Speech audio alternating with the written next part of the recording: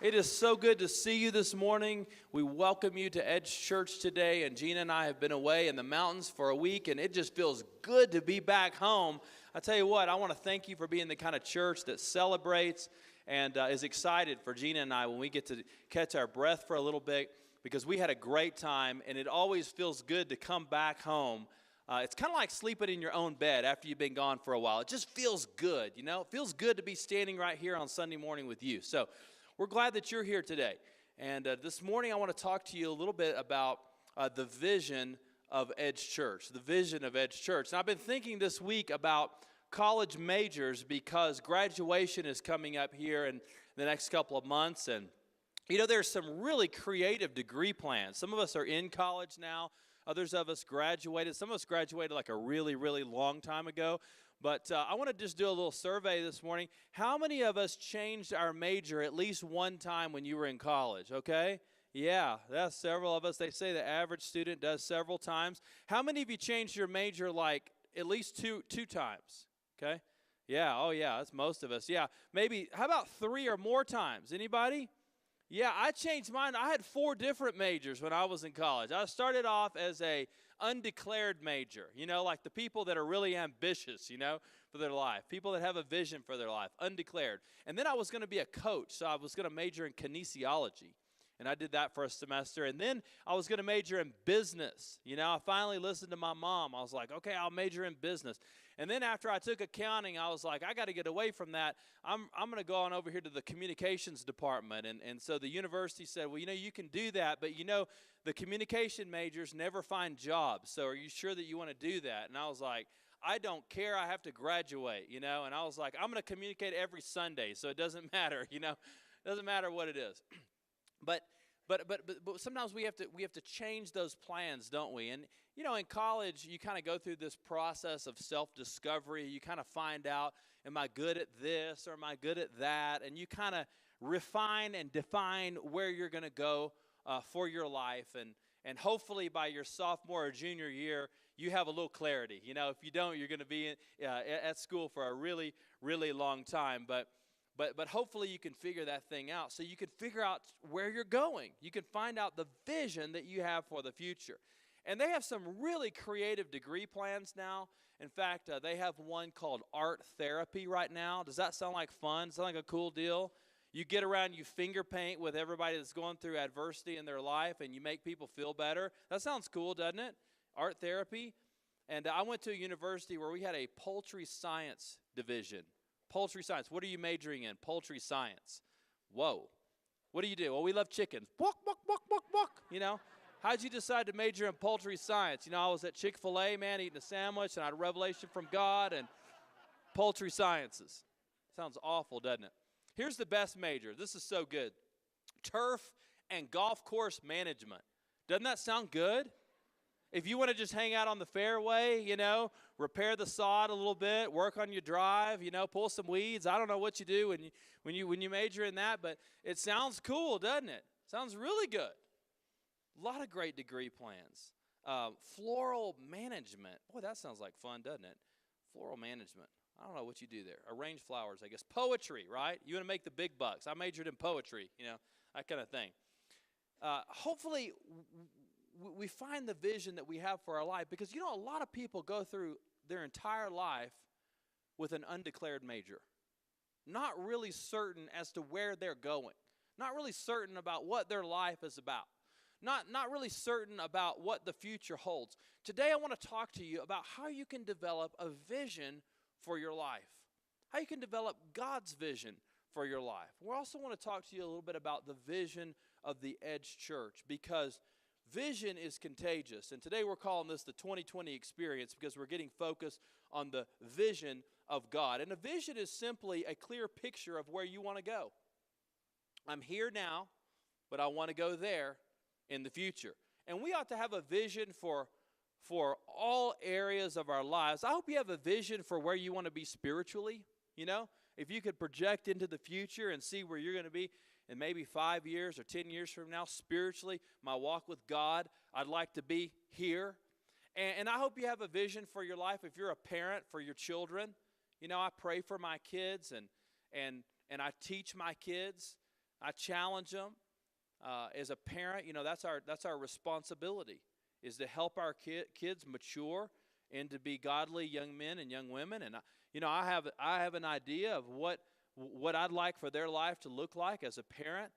There's a lot of things they can fill in the blanks on, but I hope that they love God, and I hope that they marry well, and I hope that they have ambitions for their life, and I hope they live a life that honors Jesus Christ and those kind of things. And I have a vision for that, and so I'm training and teaching them along the way, hopefully, so that they'll hit the mark. And that's the goal in mind. I hope you have a vision for your finances, where you want to be financially. Hope you have a vision for your marriage, if you're married. Your vision for your life. Because listen, when we don't have a vision for our life, what happens? We just chase our tails, don't we? Just chasing our tail. I had a cat growing up. The cat's name was Moetta. Everybody say Moetta. Moetta. And the reason we named her Moetta is because when we first got her, the people that gave her to us told us that she was a boy, and so we named her Mo. Her name was Mo the cat. Sounds cool, doesn't it? We went to the vet a couple weeks later, and the vet said, this is not a male cat. This is a female cat. And so we had to change the name to Moetta, okay? Moetta. Now, I don't know how you get mixed up on that. There are differences between male cats and female cats, and I don't know how all that happened, but somehow there was some confusion in the house, and so we came up with Moetta. But Moetta was a vicious tail chaser. That cat, for hours and hours and hours, would just chase that tail. She would look over, she would see it, she would spy it, she would take both paws, she would grab for it, and right about the time she was closing in for the kill, what would happen? She would turn, and then she would turn again. She would see it this way, and she would turn. She would just do that over and over. It would just make you tired watching that cat hop around. Sometimes she would actually get the tail and start chewing on it, and I was like, oh, that's a little too much for me to see right there. I don't know how that feels, but when you chase your tail, what do? You expend a lot of energy, but you accomplish very little. When we don't have a clear vision for our families, for our lives, for our church, for our future, what happens? We accomplish so little, don't we? Very, very, very, very little. Great organizations have clear vision. Great families, great churches, great people have clear vision for their life. And sometimes there are vision robbers. There are reasons that we don't see the vision of God. Sometimes it's past disappointments. Maybe you've been through some hurt in your life and you've lost the vision. You had the vision, but you went through some type of storm in your life, some type of adversity, and in doing that, you lost the vision. And sometimes past experiences are one of the greatest deterrent to us achieving the goals and the ambitions that God has for our lives. Sometimes it's just busyness. Did you know sometimes we can be so busy just filling in the blanks and checking the boxes and going through the routine of life that we don't ever pause and slow down enough to think about, okay, now what's the big picture? Where is this whole thing heading? Because we're just so busy in the moment. How can we begin to get the vision? How can we get the vision back? Maybe we've lost the vision because, the vision is the thing that drives us.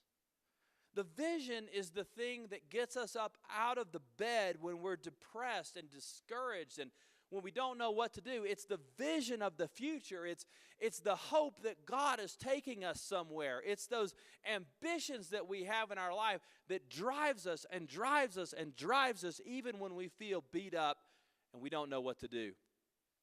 The vision is so important. Well, I think the greatest visionary leader in the Old Testament might be the character of Nehemiah. Nehemiah in the Old Testament had a great vision from God. And to set the stage for the life of Nehemiah, we have to look at biblical and secular history, which records the fact that in the year 586, the Babylonian Empire came and wiped out the southern kingdom of Israel, known as Judah. And they destroyed the city of Jerusalem.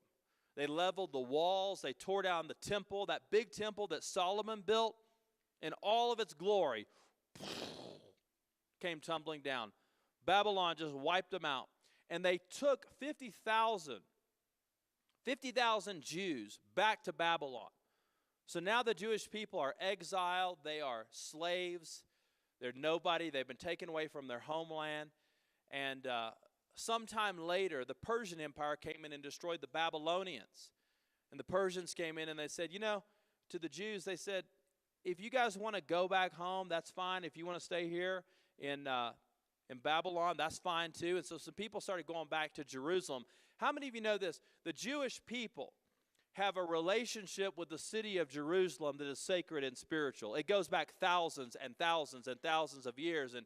And I know that Muslims and Christians love the city of Jerusalem for different reasons as well. But the Jewish people, man, they have worshiped in the city of Jerusalem for far longer than anybody else.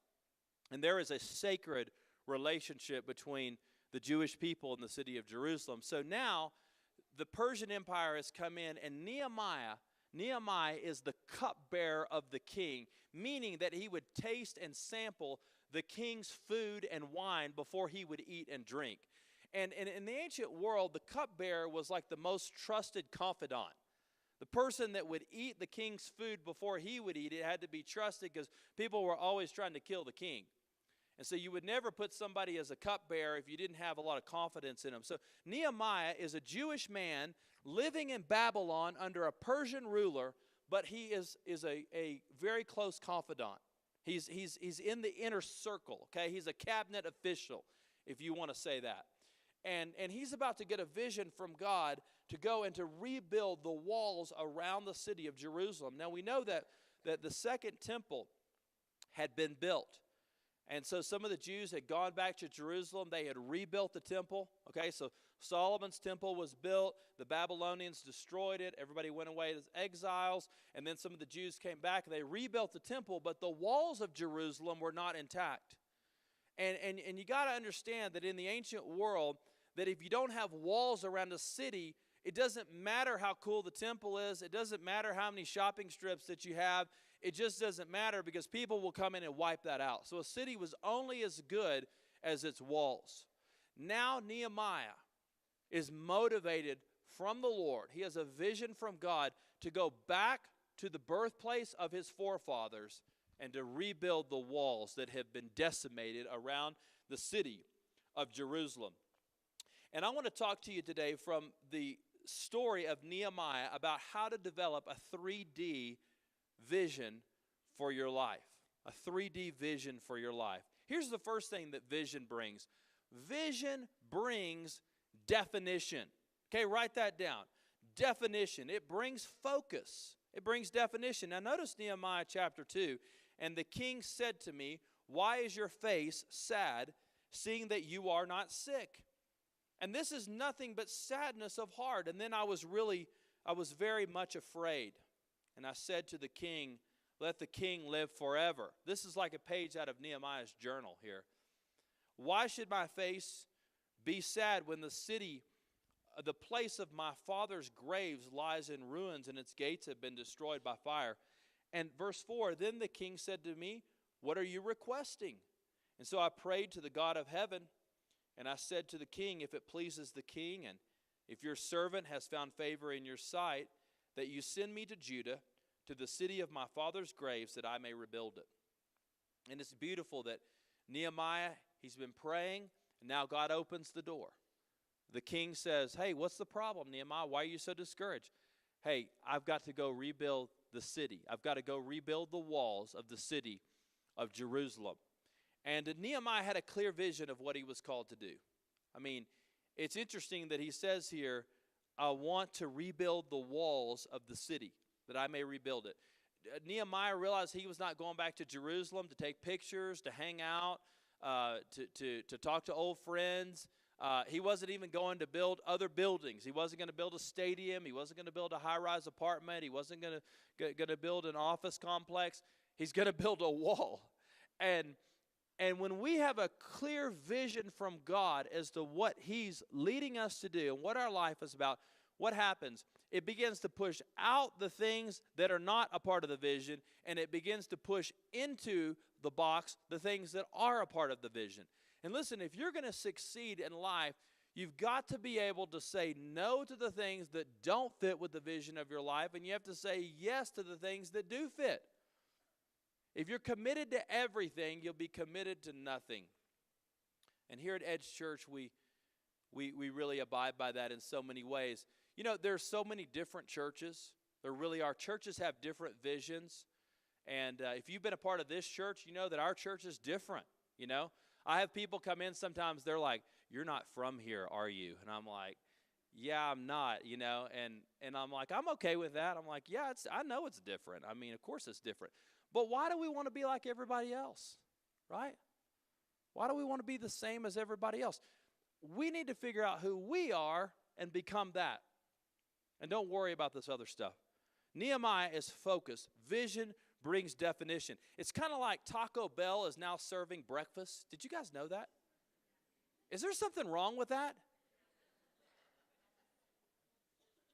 I love guacamole, but not for breakfast, right? Not on my cereal or my omelets. It's not good. Jamba Juice had a big sign over here at Southlands. They said, "We now serve coffee." This was this winter. I was like, that is the last place that I want to have mangoes and bananas in my coffee. Not doing it. There's something not right about that. Now, if I need a smoothie, I'm going to Jamba Juice, right? I love Jamba Juice. I'm just not going to drink coffee at Jamba Juice. And I'm not going to eat breakfast at Taco Bell. You got to know who you are and what you're about. And the vision is a lens by which we make choices and by which we see the world. So we see everything through the vision. I hope your vision is tainted by the person of Jesus Christ. It should be. If you're a follower of Christ, everything you do and what you're about, you see through the vision, through that lens of Jesus Christ. And if it doesn't fit with the vision, then we don't do it. If your kids take violin, piano, and saxophone lessons, what will happen? They'll probably be mediocre at 3 instruments at best, right? But what if that kid began to take piano lessons and totally committed themselves to the piano? They might become a great pianist, right? And there's a sense when you can be doing so many things that you don't do the one thing. Every time you say no to what's not part of the vision, you say yes to the things God has called you to do. And there's a lot of programs in our church that we don't have, that other churches have. And that's okay. It's a good thing, because you know what? It keeps us focused on the main thing. It keeps us focused on our student ministries and our kids' ministries and our weekend services. Those are our biggest focuses. We do other things. There are other things that are important, but those are the big things. And when we say no to some other things, we can say yes to the things that God has called us to do. When I was growing up as a kid, my mom made me play in the church handbell choir. Can you believe that? Is that like the worst form of torture and punishment for a 6th grade boy? What are you doing this afternoon? I'm playing in the church handbell choir. Awful. They make you wear those white gloves, man. And I was a terrible musician. The only reason I was in the handbell choir is so they didn't have enough kids, right? If there had been auditions, I would have never been in it, you know. And so all the other kids could read music. We had some great musicians in our church, and some kids they could ding and dong and all this kind of stuff. It was awesome. They put me like on the end, man. I played like 2 or 3 times the whole thing. I had like, E flat minor 7th, handbells. Like at the end you go, dun, dun, dun, dun, dun, dun, dun, just wait the whole time, watch all the other kids play. They knew I couldn't play. So when I became lead pastor, I officially banned the handbell choir. Somebody say amen, right? No handbell choirs. Some people say I'm bitter. Doesn't fit with the vision. So vision brings definition. You know what it brings dependence too. That's the second thing. A vision brings dependence upon God. Now, if you just have a task, if there's something that you can do and you don't need God, you can just go do that on your own. That's really not a vision. A vision is something that you know you have to have God's help for it to take place. God's got to be a part of it. Nehemiah said, if I'm going to build the walls of Jerusalem, I need God. I need the Lord. I hope you have a vision for your life that is bigger than what you can do. I hope it's so big that you get on your knees before God every day and say, God, this is huge. Apart from you, I can't do anything. You better jump in here and help me, God. I need some help. And you notice in chapter 2, verses 4 and 5, Hannah, one of my brothers, came with certain men from Judah, and I asked them concerning the Jews who had escaped and survived the exile, and concerning Jerusalem. And they said to me, the remnant there is in the province who had survived the exile is in great trouble and shame, and the walls of Jerusalem are broken down, and its gates are destroyed by fire. And verse 4, as soon as I heard these words, I sat down and wept and mourned for days as I continued fasting and praying before God. So Nehemiah has a vision from God to rebuild the walls. He's praying to God. Listen, when you get in prayer, when you get alone with God, that's when you're reminded how much you need Him. You want to get a clear vision for your life? How's your prayer life? Are you talking to God about it? If you don't talk to God, you'll never have clarity about what God wants you to do. The whole first chapter of Nehemiah is all about prayer and fasting. Nehemiah is seeking the heart of God. He talks to God long before he talks to the king. He doesn't talk to the king till God's already spoken to him. Once he got the word from God, then he talked to the king. But prayer will remind us how much we need God. And I believe that God wanted us to have this building. You know, I believe we're standing here today because our church has such a strong, defined vision. I was sneaking over here in the parking lot praying, God, give us the building. Nobody knew that, you know. God, give us the building. God, give us the building. And I prayed that, and I didn't have any doubt that we could fill this place up, lead a lot of people to Christ, you know, be a part of some fantastic ministry. I had no doubt about that, but I also realized that God had to open the door. And if God didn't open the door, then we would never be here. And He did. And I'm so glad that He did. Prayer makes us dependent upon God. And we need to pray. And great visions have to ferment. I do believe this. You know, if you're going to get a great vision from God, it's not the kind of thing you just wake up one morning and go over to Taco Bell and get some breakfast, you know. And you're just like, oh, that's it. Great visions from God. You got to think about it. You got to pray about it. You got to ponder it. You might need to talk with some people about it. You got to get it formulated in your mind, but it has to ferment. It takes some time. That's what great visions are about, man. Take a little time. Don't get into such a hurry. And visions will be challenged. And I'm going to tell you, this is why we need God, because you will never do anything great for God that you will not be challenged on. Did you know that? Now, Nehemiah had problems. He had problems from the Jewish people that were going with him. They didn't think they could build the wall. You know, the wall, it's too expensive. The people that live there are too mean and nasty. You know, we can't do this. We're exiles, blah, blah, blah, blah, blah, all this. And then he had the people on the outside. Sanballat and Tobiah were his biggest nemesis. These were the guys that were trying to take the life of Nehemiah because Nehemiah had a bigger vision for his life than they did. Do you know that? Sometimes when you have a bigger vision for your life than other people do, people will despise you. People will put you down. People will mock you. People will belittle you. People will try to discourage you.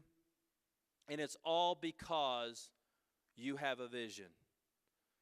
And so that's why we got to be dependent upon God in those moments when people begin to challenge the vision. Nehemiah chapter 2 tells us about that. We got to be dependent upon God. But vision should be God-sized, and there's no way for them to be accomplished unless God intervenes. And if God's not required for a vision, it's just a task. That's all it is. God's not required, it's just a task. That's all it is.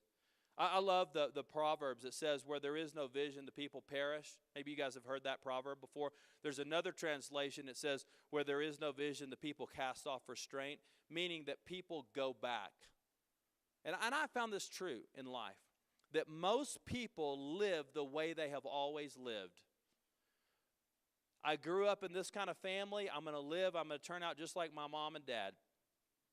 I've always lived this kind of life, and so I'll continue. I've always been addicted, so I'll just continue to be addicted. I've never managed my money, so I'll never manage my money. I've never really grown spiritually and walked with God, so I guess I just never will. Most people live the way they have always lived rather than seeing the vision of God. And if your life is going to be different, you have to see the vision.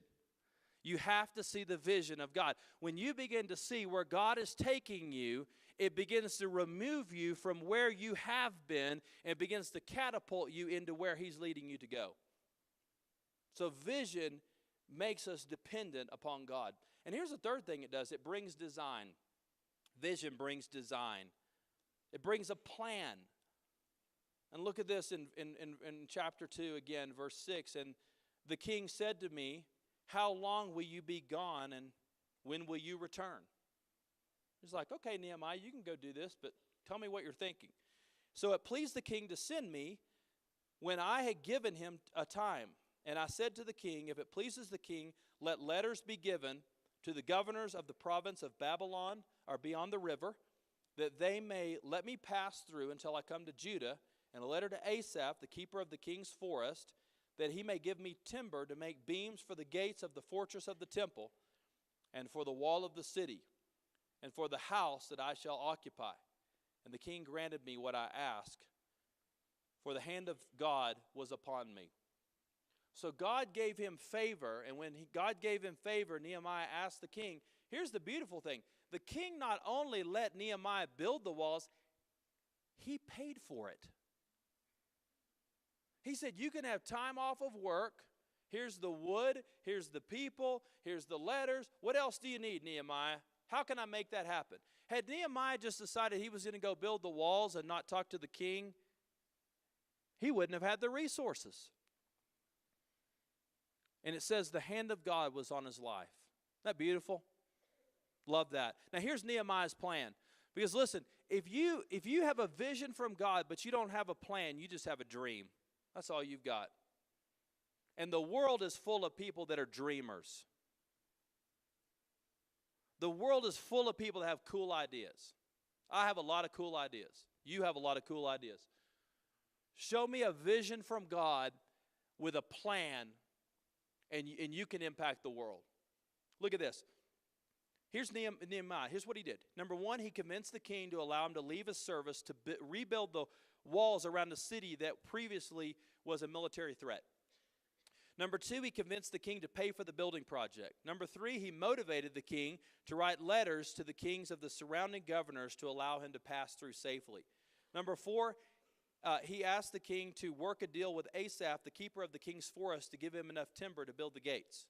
Number five, he asked the king for the title of the governorship of Judah. Number six, he organized and equipped the inhabitants of Jerusalem. And number seven, he built construction. Nehemiah had the vision from God, but he had a strategic plan in order to implement that. Isn't that beautiful? Isn't that great? Nehemiah was a fantastic leader. So here's the question. Do you have a plan to carry out the vision that's in your life? What's your plan? How's your plan? What resources do you need? And Nehemiah begins to model all that for us. Now, we've been in a series, in a stage in our church where we've been moving into this new building. And it's been one of the greatest experiences spiritually that I've ever been a part of. And I think if you've been a member here for a while, you would probably say the same thing. It was a few months ago we were meeting at the school. And we just moved over here. Some of you that are new don't even know that. You know, I talk to people, they're like, really? You've only been here 3 or 4 months? And I forget that because I'm here every week. But our church took a bold step of faith in December of 2012 to raise some funds to get into a building.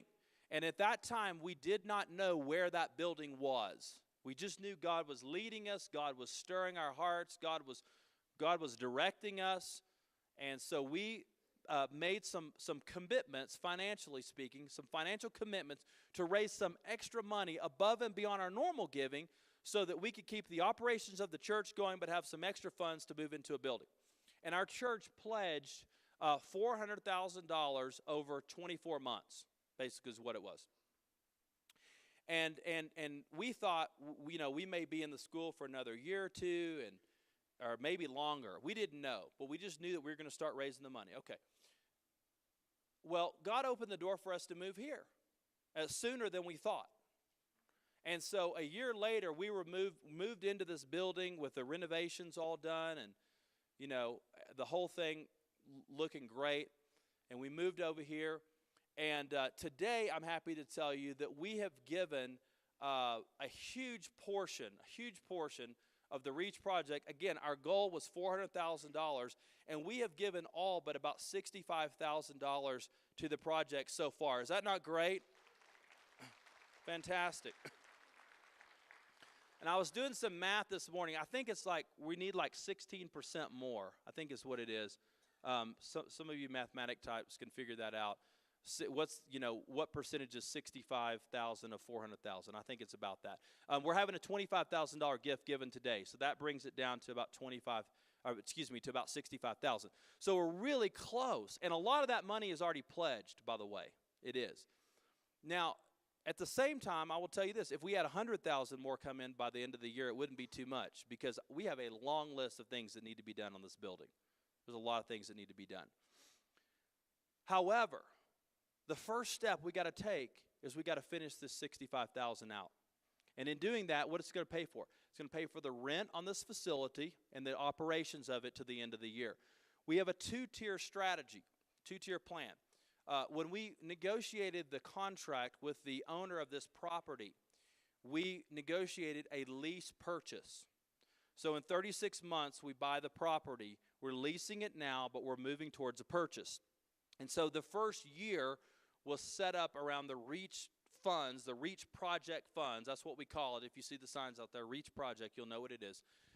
The REACH project is to pay for the rent and the operations of the building in 2014. Now, in 2015 and 16, we're going to start moving towards the purchase of it, which is going to be even more exciting than what we're doing right now. Right now, we're still settling in, right? We're still trying to figure out how to get the lights to work, okay? And we're still trying to figure out everything else. We're making a lot of progress. But here's the great news. Our attendance is already up about 50 to 75% a week over where it was just in November. Did you know that? And so while our giving is increasing, we're doing wonderful there, and while we're doing great on our attendance, and everything is going the right direction, we're still trying to finish strong. So here's what I want to encourage you to do. Because of the vision, again, it all goes back to the vision. If you look at the REACH project, but you don't understand the vision behind it, change lives, spiritual impact on the community, people being baptized today, addictions being broken, marriages being saved. If you pull the REACH project away from that, you don't understand what it is. It's about the people. But here's the great thing. When we have a building, we're able to maximize the impact on the people. And we're already seeing that just almost day one when we moved in here. Our church went to a whole new level just by moving into a facility. So facilities play a huge role in being able to impact people, and we want to do that. So I want to encourage you, if you've already made a pledge, man, be faithful, finish. It's important. I'd love to finish that last $65,000 early, if we can. It would help our church. And if you're new to Edge Church and you're like, man, I'm digging the chili, I'm drinking the Kool-Aid, this is cool, I'm about it. There's a card there in your worship folder. Somebody hand me one of those REACH cards, that black thing. It looks like this. And if you'd say, man, I want to be on the team, I want to be a part of what God's doing here, I want to be a part of the vision, then we would love for you to make a commitment to the REACH project this year. It would be 2014. And the reason that a pledge is important, it just lets us plan. It just lets us be prepared to kind of know where we are. Are we there? Are we there? And whatever. And you can put that in the offering basket, or you can actually mail that into the church office. And we would love that, because you know what? The vision is great. The vision is great. Now, Nehemiah gets to the wall, and he actually completes the wall in a record 52 days. Nobody thought it could be done that fast. And you notice in Nehemiah 6, 2 and 3, Sanballat and Geshem sent me a message, come, let us meet together in the villages of the Ono Valley. But they were planning to harm me. And so I sent messengers to them saying, I am doing a great work and I cannot come down. Why should the work cease while I leave and go to you? Isn't that beautiful? Nehemiah says, I'm so focused on the vision, I can't do the silly stuff. By the way, you guys want to beat me up and harm me, so I'm not going anyway. But even if I was going to meet with you, I wouldn't do it, because what I'm doing on the wall is so much more important. And I will submit to you today that at Edge Church, we are on the wall. You are serving, you are giving, you are bringing your friends, you're making a difference in this community. And I know many of you have worked really, really hard for the church. And I want you to know I appreciate you. And I appreciate what you've done, the time and the energy and the commitment. But I want you to know this, you're doing a great thing for God. And you know, sacrifice doesn't feel like sacrifice when you see the difference that's being made, right? Families delayed vacations, took money out of retirement, sold cars and boats and motorcycles and all kinds of things to give to the Reach Project. But you know what? It's all worth it. It's all worth it because we see the spiritual impact that it's making. And that's why it's so exciting. That's why it's so exciting. So God has given us this 3D vision. It provides design, definition, and total dependence upon Him. Because Edge Church is not just about the walls, but it's about creating that place where lives can be changed.